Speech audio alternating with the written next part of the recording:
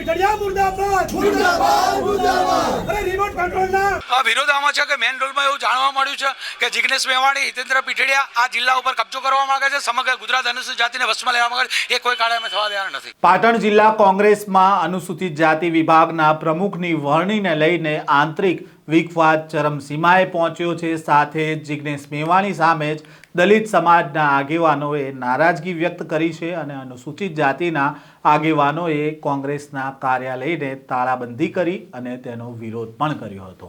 શું છે આ સમગ્ર મામલો, વાત કરીશું આ વિડીયોમાં।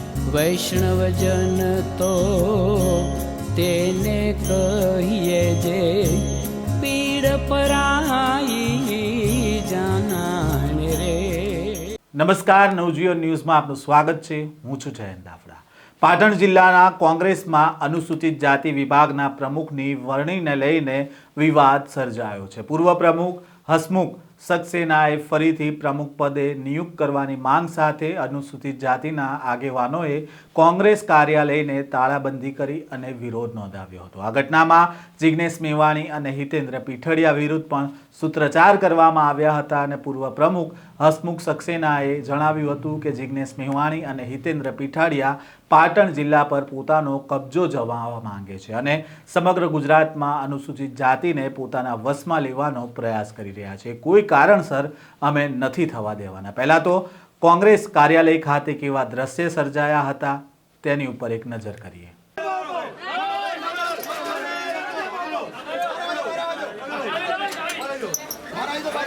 ધારાસભ્યશ્રીઓ હોય કે જિલ્લા પ્રમુખ હોય આજે કાર્યક્રમમાં કોઈ હાજર નથી રહ્યા, એ બદલામાં અમે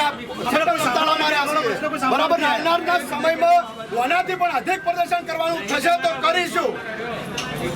પાટણ જિલ્લા એસસી ડિપાર્ટમેન્ટ ચેરમેન હું હતો।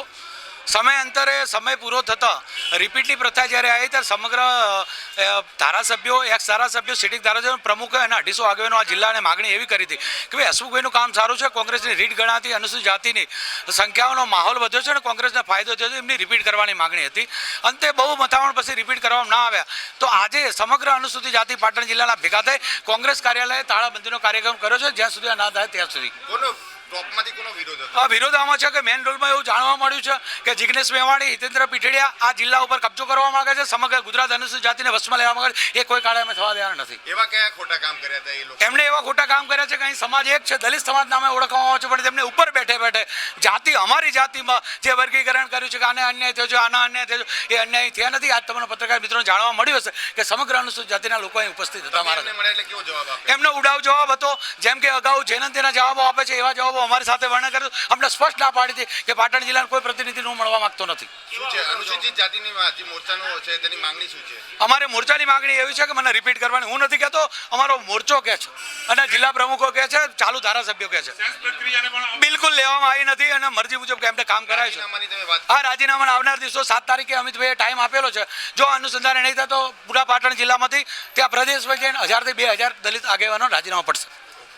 પૂર્વ પ્રમુખ હસમુખ સક્સેનાએ જણાવ્યું કે વરણી પ્રક્રિયામાં સેન્સ લેવાની પદ્ધતિને સંપૂર્ણપણે અવગણના કરવામાં આવી અને મરજી મુજબ કામ કરાયું છે। તેમણે વધુમાં આક્ષેપ કર્યો કે પક્ષના વરિષ્ઠ હોદ્દેદારો દલિત સમાજમાં આંતરિક વર્ગીકરણ કરી અને અન્યાયની વાતો ઉપજાવી રહ્યા છે, જ્યારે વાસ્તવમાં સમાજ એકજૂથ છે। તેમણે જિગ્નેશ મેવાણી અને હિતેન્દ્ર પીઠડિયા પર નિશાન સાધતા કહ્યું કે તેમનો પ્રતિભાવ હંમેશા ઉડાઉડ રહ્યો છે અને તેઓ જિલ્લાના પ્રતિનિધિઓને મળવા પણ તૈયાર નથી। આ વિવાદના પગલે પાટણ કોંગ્રેસ કાર્યાલય ખાતે અનુસૂચિત જાતિના અગ્રણીઓની એક ચિંતન બેઠક યોજાઈ હતી અને જિલ્લા પ્રમુખને પૂર્વ જાણકારી હોવા છતાં તેઓ ગેરહાજર રહ્યા અને જેના કારણે આગેવાનોમાં ભારે રોષ જોવા મળ્યો હતો। પરિણામે આ લોકો ભેગા થયા અને આ કાર્યકરો દ્વારા કોંગ્રેસના કાર્યાલયને તાળાબંધી કરવામાં આવી અને વિરોધ નોંધાવવામાં આવ્યો હતો। આ પ્રકારના સમાચાર અને અહેવાલ સાથે ફરી મળીશું। નવજીવન ન્યૂઝ સાથે જોડાયેલા રહેજો।